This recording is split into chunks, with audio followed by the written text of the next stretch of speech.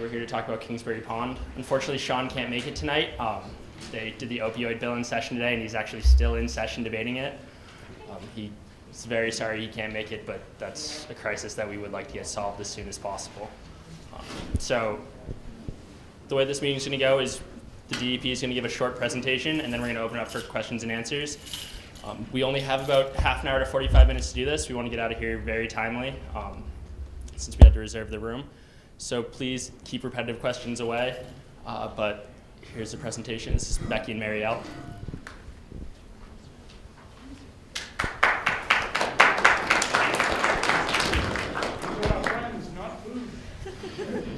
Hi, my name is Becky Weidman. I'm the director of the Division of Watershed Management at Massachusetts Department of Environmental Protection, and this is Marielle Stone. She's the deputy regional director for the Bureau of Water Resources, also at Mass DEP. Thank you for having us tonight. We had handouts of our presentation. They were on the table out there, and we have some in here. We'll just pass around if you didn't grab one. So we're really here tonight just to listen to your concerns and answer your questions.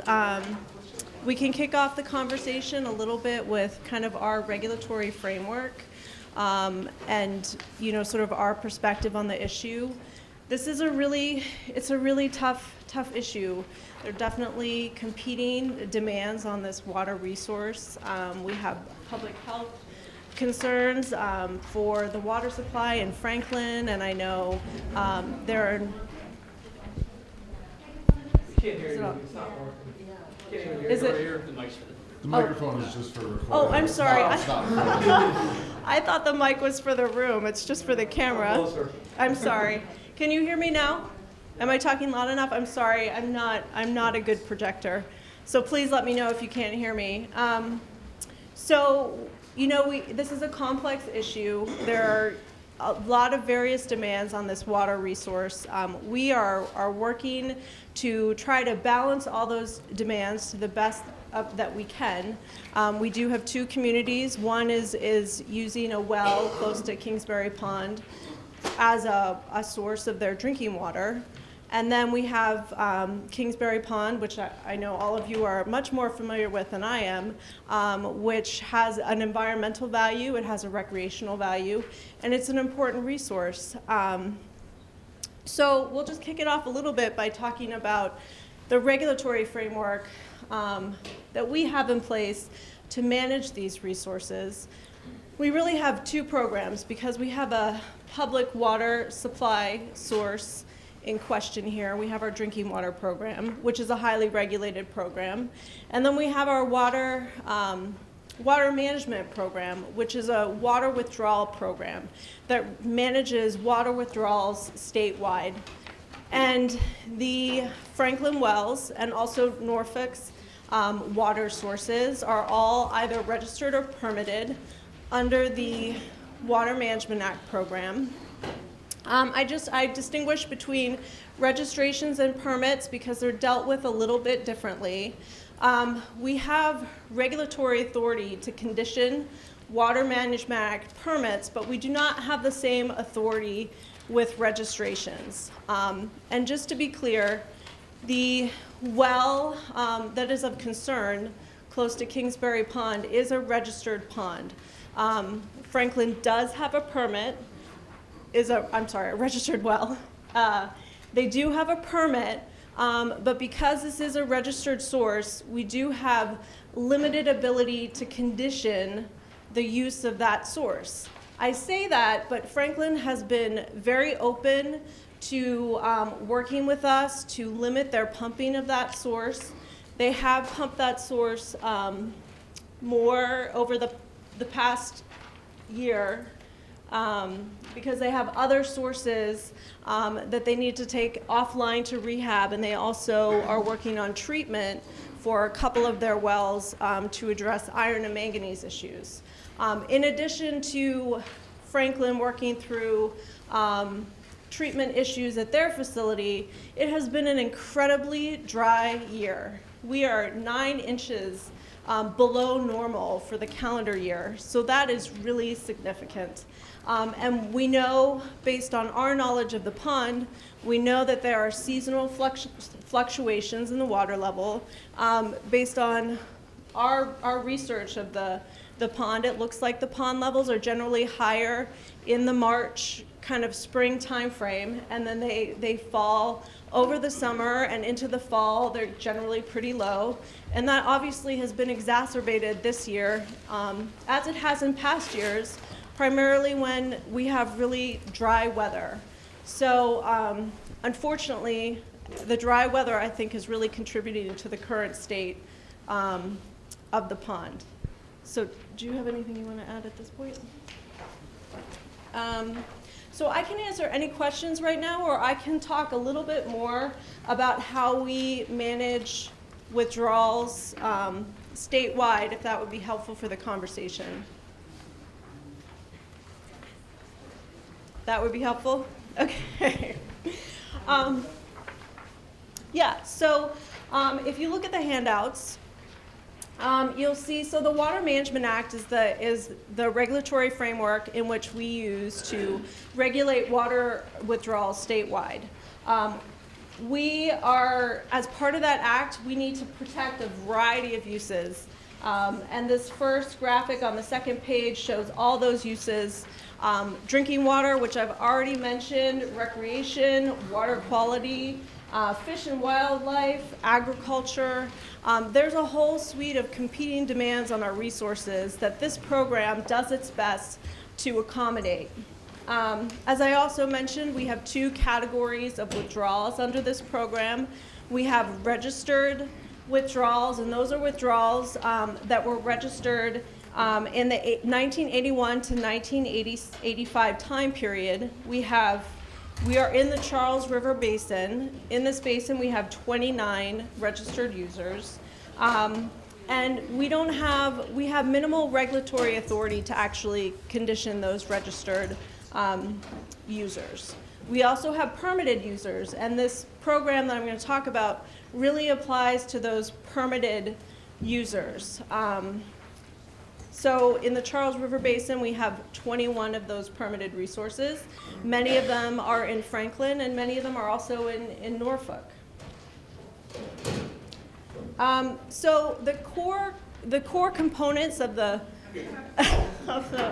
Water Management Act program are really our standard conservation conditions. So we really aim to promote conservation, water conservation through this program. So all permitted users have a requirement to meet 65 residential gallons per capita per day. So that's a water use per person per day, and a 10% unaccounted for water goal. So that's really working with particularly public water suppliers to make sure that they've accounted for all of the water that they have that is leaving their treatment facility and going out to its customers. So making sure that they're identifying and fixing leaks in their system. They have metered uses, so everybody is, paying or has accounted for the water that they're using. So those are two key conservation standards that we have in all of our permits. We also have seasonal limits on non-essential outdoor water use, which I'm sure all of you are familiar with because you have them in Norfolk. They also have them in Franklin. And you also have in Norfolk the 65 and 10 conditions in your permit. So these are not new to any community, either of the communities. Both communities are doing really well on both of these conditions. I think that in Norfolk, I think you water 2 days a week in the summer, and in Franklin, I think it's one. I may have switched those. And Franklin has actually had a long-standing conservation program. It's one of our better programs in the state. We actually use them as an example for other communities who are looking to implement conservation programs. And Norfolk has made a lot of progress in the past couple years with their conservation program. So we have two really good actors here in terms of compliance with their Water Management Act permits, two communities. So in our regulations, I got a question for you. Mhm. All Franklin's water goes right into the ocean. So they all have town sewage, and that's where it goes. It doesn't go back into the earth, it goes right into the ocean. What are you gonna do about that? well, it's a permitted discharge, so it is an allowable discharge. Yeah, I know it's allowable. That may be, but the water is still vanishing from the system. Right, and we understand that, and that's something that we do take into consideration in the water management program. I don't think so. I was to a town meeting years ago, and they told Franklin that, he goes, well, what are you gonna do about it, you know? You gotta have our water. No, they're just draining right off the earth, right into the ocean. Well, so there are some requirements in the permits that attempt to put water back into the ground, so to keep it in the basin. I mean, first of all, we have these conservation conditions, which really are geared at limiting the amount of water that people use. So, it's limiting use. And then I'm kind of skipping ahead, I'll get to this, but we have mitigation requirements. And basically, those mitigation requirements require systems who use over a certain amount of water to mitigate that impact. So basically, we're trying to put water back in the ground using that mitigation tool. How are you attempting to put water in the ground if it's being sucked out of the water table? If it's just away to the sewer and not to the ocean, how are you putting it back to the ground? Well, there are lots of ways that you can put water back in the ground. I mean, there are stormwater best management practices. Wastewater is wastewater. Franklin, if their discharge, the wastewater that comes in is discharged. If it is, I'm not really familiar with Franklin's discharge for wastewater, but if it's not, if Franklin is in a septic system community, then the wastewater's not going back into the ground. Wastewater again is highly regulated, so we can't really necessarily address that through the permit. We can address other water that we can recharge back into the ground, such as stormwater. What happened if Franklin looked into buying water, say, from Millis? Because Millis seems to have a lot of water because I guess there's an expansion going on and part of Bellingham didn't have enough water. And Millis said, you can buy it from us. Franklin could buy that and give it back. Well, and that's a good point. We're skipping ahead a little bit, but there are some ideas on the table about other sources that Franklin can use for their water supply. And one of the ideas on the table is purchasing water from Millis. So that idea is on the table. We're in discussions. Do they have a budget for that? I'm not No. sure. I don't know. They don't. We recognize that we're in a drought, and that's why things are a little lower than average, or somewhat lower than average. However, most of us are actually here because when well 4 went in, it actually dropped the pond about 15 feet. So really what we want to discuss is how do we mitigate that? Right, and I think that is something that we've been working with Franklin on, and we continue to have discussions with Franklin on how they can reduce the impact of pumping from well 4 on the pond. And is it all voluntary in Franklin's Pond, or is there any Right, at this point requirements it we is. can make upon them? At this point, it is voluntary. Through the Water Management Act permitting program, when we do review their permit, we do have an opportunity to put some conditions in their permit that would directly tie in their pumping to their water level. So we will have the opportunity to have those discussions. So what is the likelihood of the town, of the DEP actually creating a requirement for Franklin to reduce capacity, reducing capacity? What's the likelihood of that occurring? Well, I think we're a couple years out from having that discussion, so I can't been 50 years. really answer that There may not be a question. pond left. Yeah, you guys are I'm sorry, can you please keep in mind that these two took time out of their own nights to come here. Please be nice, don't talk over each other. And We can address questions one at a time. Yeah, and we totally understand that this is a concern for you, it's a concern for us. We understand that you want to preserve this resource, we want to preserve this resource. Our job is to really juggle all of the different demands on the watershed as a whole and come up with solutions. And we are working on solutions to ensure that we have adequate water levels in Kingsbury Pond and are able to allow Franklin to have adequate water for their public water system. We're actually speaking of restoring Kingsbury Pond. We're not talking about just having adequate water levels. So how do we actually roll it back to some extent? And I know you don't have all the answers, I recognize that. So part of this is just to kind of keep this out there. Yeah, what do you recommend that we do to actually achieve that goal? I think we're here to listen. We have a process in place. We just issued their permit in 2010. So we generally don't open permits up. We're in the process of doing permitting in other basins, so we have some time. And quite frankly, like the conditions in the permits in the Charles River Basin are generally of the more stringent in our basins because we did most recently renew their permit. So we're having these discussions. We have a lot of ideas on the table. We're working with Franklin to identify what the best ways to address all of their needs are, including looking at Kingsbury Pond. And we're having those discussions. And a good place to have a say in how we manage their resources is when we actually go to review their permit. We will have a public comment period. And there will be an opportunity for everybody to comment on their permit. That's 2017 though, correct? It's the 2017-18 timeframe. We are working on permitting in other basins at this time, so it may not be 2017 or 18, but we are working on it. I have one quick more question. Yeah. It's going to be a good one. I don't think the residents of Franklin know every time they flush their toilet, they're reducing the water in our pond. And I'm going to tell you, they're going to know after this meeting. So, the Franklin people are going to have to take it down a bit. Every time they flush, every time they wash a car, our great pond goes down. And I don't think they want that. Well, and we can't speak for Franklin. The Franklin residents are going to let them know. Can't they reduce between now and 2017? Because their total pumpage capacity of wells is between 5.5 and 6 million gallons per day, I believe.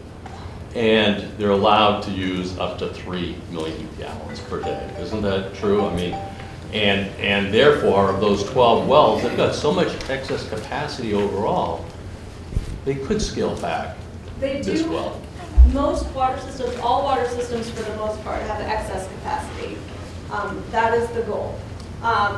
There are issues in some of the other resources that Franklin has. Yeah, there's 2 or 3 wells that had iron and manganese, and that only adds up though between, I'd say 750,000 to maybe 1 million gallons per day. So even if you take that into account, you still have nearly 5 million gallons per day that they have available for their 3 million. But each well has a different capacity, so Well, that's the point. It's not a one-to-one. That's the point. I think you recognize that different wells have different capacity, they don't want to use them, whatever, but they're leaning on well 4. They're leaning on well 4. And what I'm just trying to say, they have enough capacity to cut back on well 4 now. And then you get to the permit in 2017, and rather than in 07 when Franklin said in the permit, Franklin recognizes the need and is committed to reducing impacts on Kingsbury Pond, and these statements, which are kind of general, not really strongly worded, disappeared in 2010 from the permit. 2017, hard and fast requirements to reduce the well, because there's there's credibility issue here. So they've got enough water now to reduce in the meantime, and in 2017, you've got to put in hard and fast requirements. Thank you, James.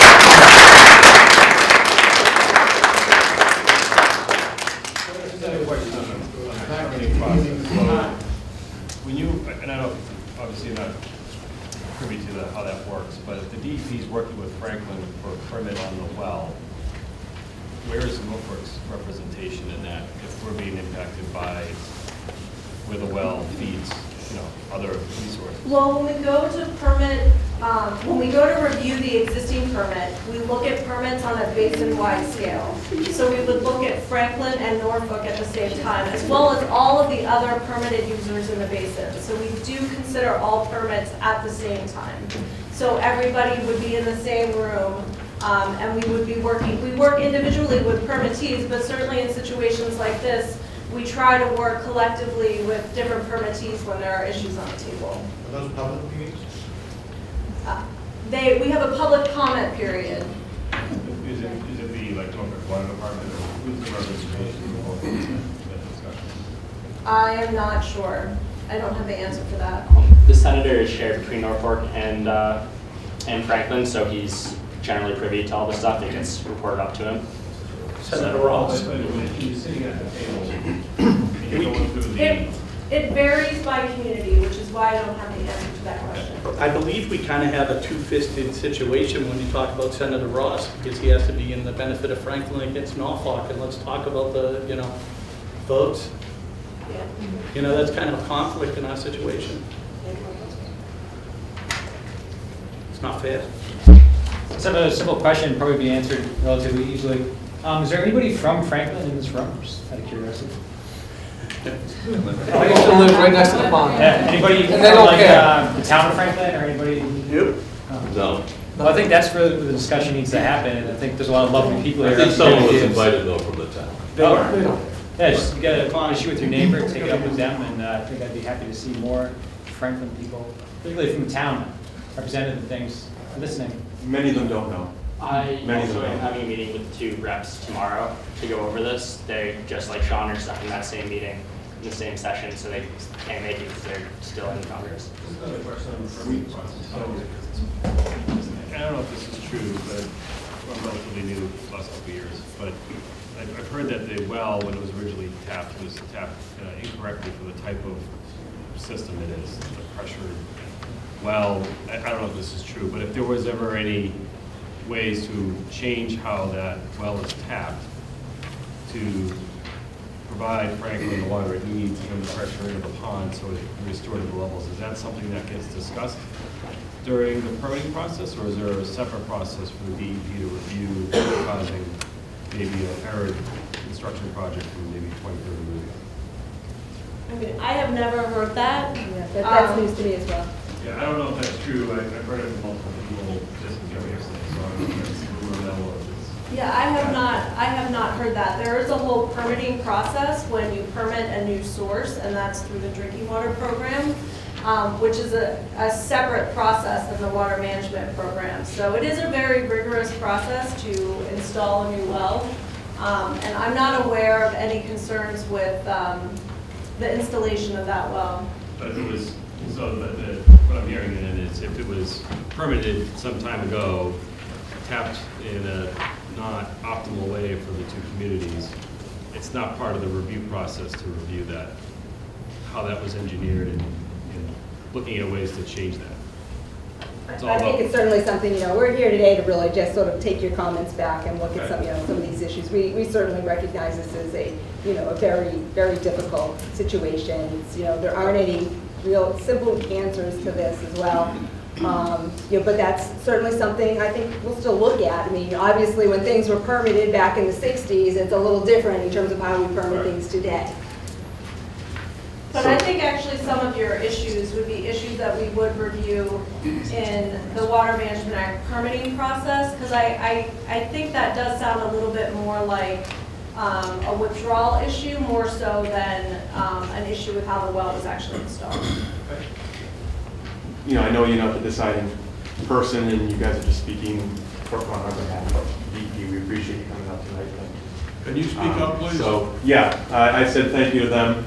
And also, a couple of points, I think it's 3, is that we learned that there's wells 1 and 2 with the iron and manganese, and they have that whole water filtration plant.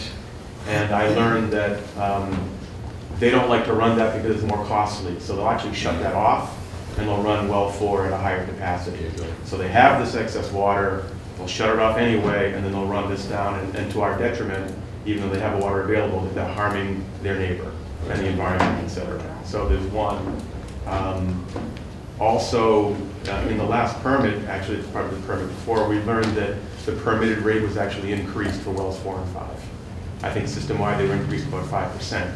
And I'm really concerned that with such history surrounding this, it being such like a class issue that's brought up in school and people are taught not to do wells this way, why was that raised? How did that happen? Can we get that rolled back? So that's one issue. And then, and then another one, an operations matter, which might be a solution to the problem, is you've got well 4 at about half a mile away, very close by. You've got well 5 at about a mile away. Well 5 is a much smaller pump. Can we reverse operations so that well 4 a mile away becomes the stronger pump and well 4 nearby becomes the weaker pump? So just a trade, trade this hardware for that hardware, and you don't have to change any pumping rates except for the numbers on the wells. That might really be a realistic solution to this. All questions that we certainly can ask Franklin. It might be something that can be done in 6 months. But, as things stand now, Right. Franklin is meeting all of their permit requirements with us. And, we also, like Becky was saying, we also have to balance the water quality issues and the public health. So, I do hear you, with regards to well 4.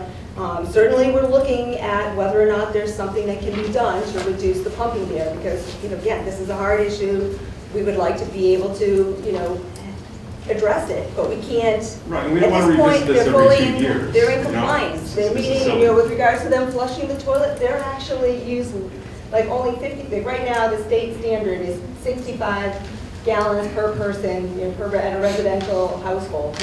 Franklin's like well below that. They're at 55, which is like, I'm not saying, again, I hear you guys. One of the biggest issues that no one's addressing right now is the environmental impact on that pond. And I gotta tell you that nobody knows. I fish it every year. My daughter and I go there and the fish can't spawn in those areas that they need to spawn because what was once a 26-acre pond is now a 9.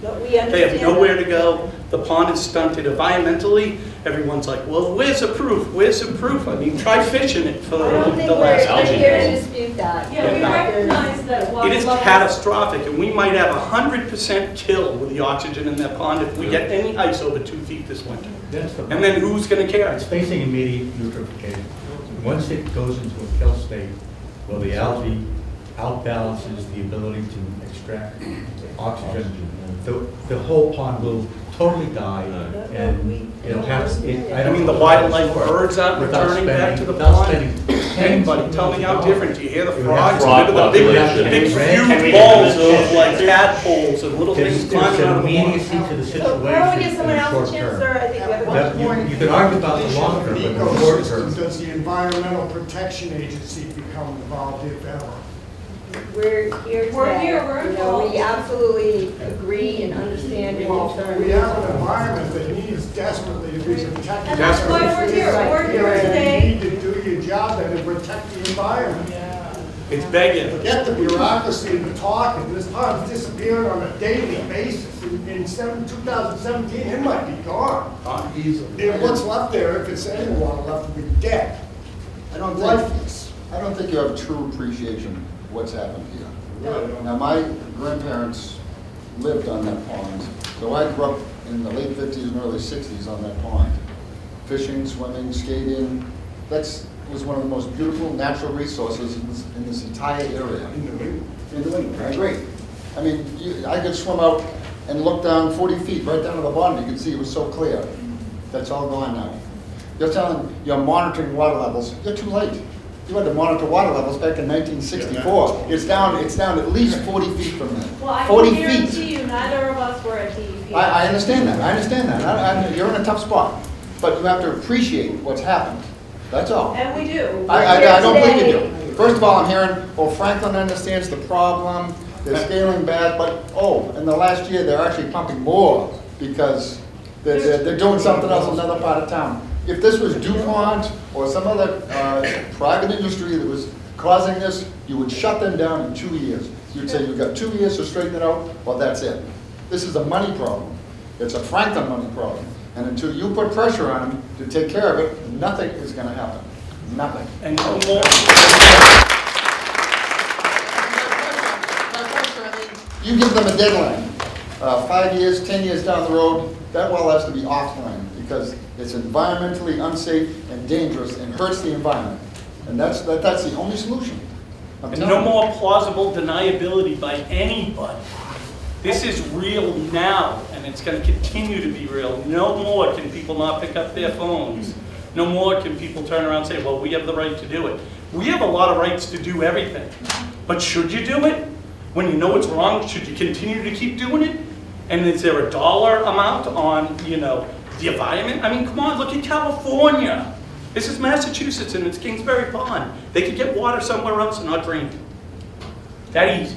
And we are working with Franklin to come up with solutions. No, you've been working with them, you have to give them a deadline and say, It's only as one of solution. 2021, you will shut that well down, or you're being fined $1,000 a day. You know, I I mean, really wish that's it what was has to be that done. easy. I wish it was that easy. I wish the bureaucracy sometimes wasn't It is that easy. I wish it was that easy. Well, that's what I say, there's the problem. We If this was reached you, Paul, it wouldn't be that over easy. 30, we reached over 30,000 people in 3 days. Give us another week.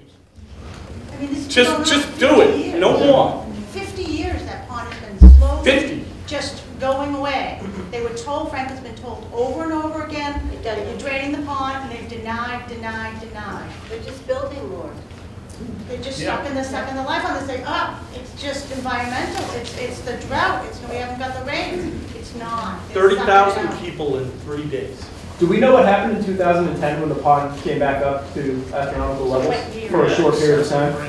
Do you guys know what happened? You know, precipitation is definitely a factor. Yeah, that wasn't precipitation. I mean, we did have a lot of rain that year, but that didn't raise the pond, 12 And I feet. think they still Yeah, continue but to they use that were well. using that well in 2010. They were at one time running it at lower capacity to improve conditions. They don't do that lately, but they have been We doing do that. have a slide in there, it's on page 6 that actually shows what their pumping volumes are.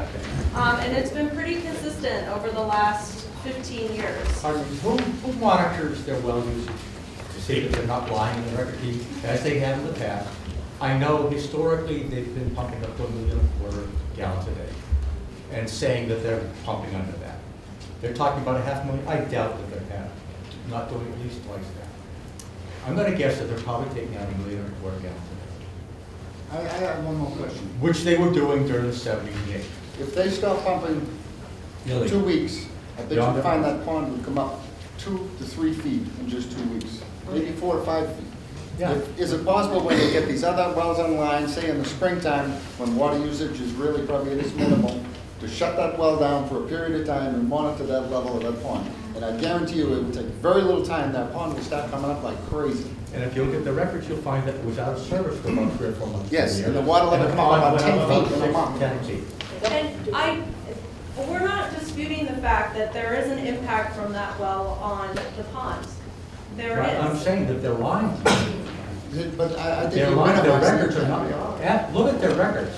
See who keeps their records. They're not true records. So can we take some They're not questions in the back? paying attention. In the You're back? right. back here? Yeah, it's a. So at what point does the EPA actually protect the aquifer?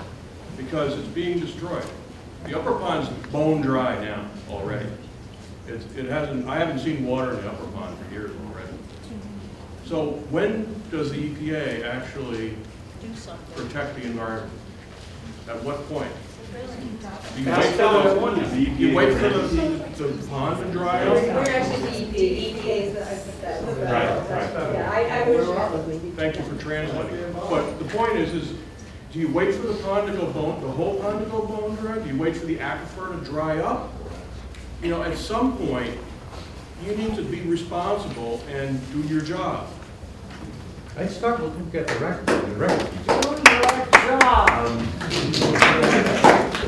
Is there a threshold where DEP can take some action? Is there a threshold?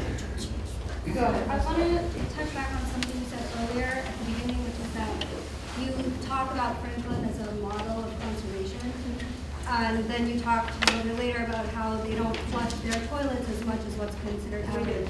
I'm wondering if externalities are considered when you talk about who's doing a good job at conservation or not, and are there things we can push for, like either someone earlier mentioned fines or some penalty, or lowering benefits that they might be getting because they're identified as a good example because of the externalities. We didn't provide the example of the toilet flushing. That was me. But I mean, the people in Franklin don't know that they're draining our pond every time they hit a little spigot. I mean, they have a good outdoor water use restriction program, which is primarily when we see across the state, when we see high water demands and low water levels. So they restrict to 1 day a week, which we have seen statewide makes a big difference, and based on their reported residential use, they're very low in terms of the statewide average. But do they face any penalty based on externalities that they come outside on their wetlands? I mean, in terms of our authority to regulate Franklin's water use, they're in compliance with all of their permits. I don't think the argument is to be made, if you've got these steps, that Franklin's use of water is good or bad. The problem is the pond, right? They're impacting an environment. I think that's what we're hearing from two of the folks, and I'm actually interested in the answer. Perhaps a short, excuse me, you've already talked 3 times. 4 times. You gotta let other people in there kind of speak up. No, go ahead. So when do you get involved? When does the environment become a point where you don't wait for 3 or 4 years for permitting process, that you interject and correct the problem, as opposed to just waiting for another process that takes years and may not likely have all the right representation in the room and not take on all the external facts that go into not just the permit, but in the environmental impact? We are having ongoing conversations with Franklin about how they're using their current water sources and identifying alternative water sources. That's an ongoing conversation. Can you define ongoing? How frequent? And when was the last time? Well, we just had a conversation with Franklin yesterday, and we had a meeting with 3 communities within the last month to identify alternative water sources for all of those communities. So these are really ongoing discussions, but Next will be when? identifying a new source of water is it's not a quick fix. It takes some time to go through that process and identify the best options. So what is there a frequency of this? Is it a regular thing, or is it just, whenever? So in our region, the Worcester office that I work in, we have like 400 or so public water systems that we oversee. So Franklin is one of them. So we try to meet with them as frequently as possible. So we meet at least a couple times a year. I mean, I know that doesn't seem like a lot, but it's, if they have a permit that's pending, we will have more conversations with them, and they are evaluating, the question about purchasing water from Millis. Yes, that is something that we know that they're pursuing. I mean, there's several communities in the Charles River Basin, and several of these communities are all faced with these similar sort of challenges, and we recognize Kingsbury Pond has some impacts to it. But when they go to these other, there's other, like, if you look through this presentation that we kind of haven't gotten through, but there's, this detail about cold water fisheries. So there's also, they're also limited because there's cold water fisheries streams that are identified in Franklin, that their wells are located in the subbasins to these. So if they start pumping those wells, they run into another problem with the cold water fisheries and the impacts to those streams. So it's that balancing act. And then we've got these other wells that have high levels of manganese that create water quality, public health issues. We have to balance the public health. So yes, we don't want necessarily a well that's introducing a contaminant that could cause a public health concern as well. So we've asked them to look at that. They're exploring options for adding treatment so that they can utilize that well again. Those things come with like a $6 million price tag. I mean, they're not something that they can just, and there's a permitting process that has to be followed for that. So the types of conversations that we've been having with Franklin is, are you talking to any of these other communities? Can you purchase water from another community? Can you reduce the pumping in some of these other wells, particularly, well 4? I mean, we certainly are asking the question. And then, can you work towards getting treated?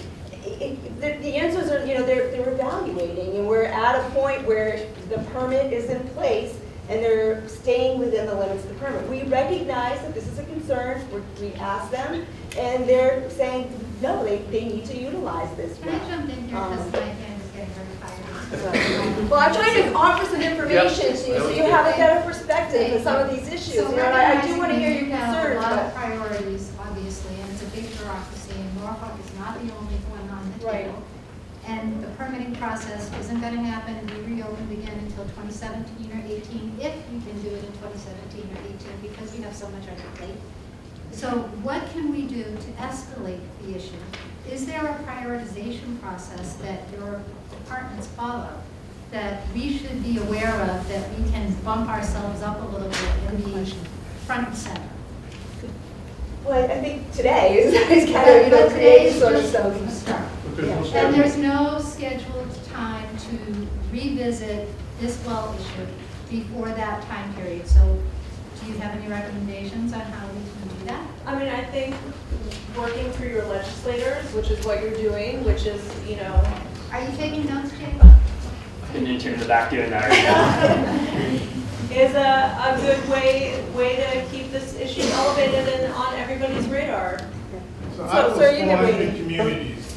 Wait, I'm sorry. He's gonna wait. Perhaps a simple short-term solution would be to say that the pond cannot go below an average level.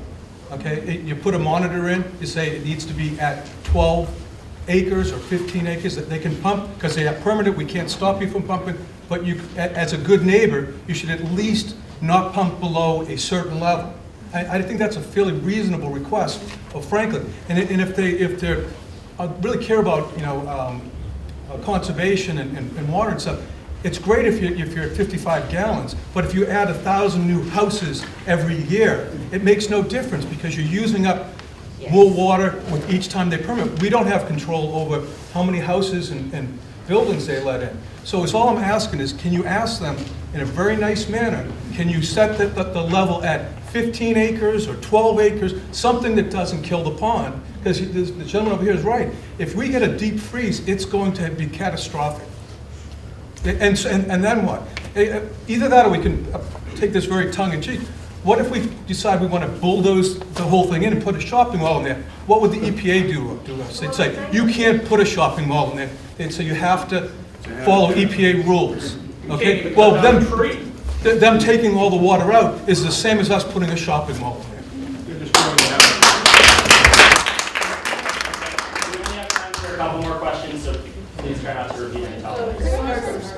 Really quick, would this at all trigger any sort of wetlands violations or alteration to wetlands? Given the fact that it's regulated through water management, we have typically looked at those impacts through the Water Management Act permitting process. Okay, so that's folded into to this. I mean, again, if you look, if you have the handout, you know, on that slide number 3, it clearly, you know, shows that these are all the things that we balance, and you know, the wetland protection piece is one of that.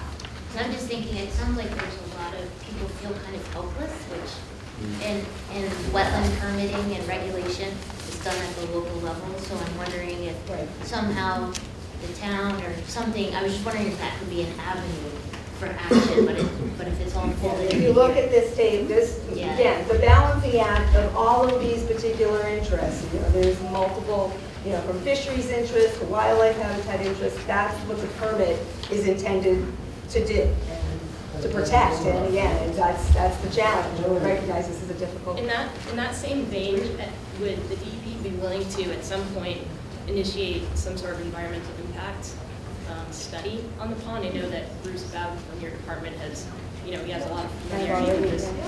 So there's a baseline. So at what point would the DEP or some regulating body step in and do an environmental impact report, so we can not just throw around terms like the environment and it's bad for the environment, but actually have some science to back it up? And secondly, thank you also for coming, and I want to caution us from making this a Norfolk versus Franklin, because I don't think the education is out there yet. I think that, I don't know what's going on in Franklin with their ponds or water or whatnot, so I think we still owe them an opportunity to attend meetings like this and speak up. But I think you catch more flies with honey. We need to have conversations to sort of get things started. But back to my direct question, at what point might the DEP step in and say, okay, we need to report a study done now? How do we start? We'll explore that. Awesome. You can't necessarily commit to anything, but it's like, you can certainly ask the question and see. And thank you very much. You know, a grant or something like that. Absolutely nothing. Thank you. This was done 20 years ago. Can I just say a few words? Just let it go. If you guys haven't already, I don't know who signed the petition or whatever, or not, but it's it's just a great way, if you haven't signed it, it's a great way for us to communicate with all of you, just as far as like what the status is and what's going on. You can find a petition on Facebook, it's Save Kingsbury Pond. If not, you can go to change.org, the website, change.org, and just search for Kingsbury Pond. Okay. And the fact that this many people showed up does impact the legislature, it does impact them, and it's not going to be lost. I've been taking pictures of Sean and see how many that will be out there. So please take a card of Sean's, you'll get in touch with him, you'll get in touch with me, and we will keep working on this.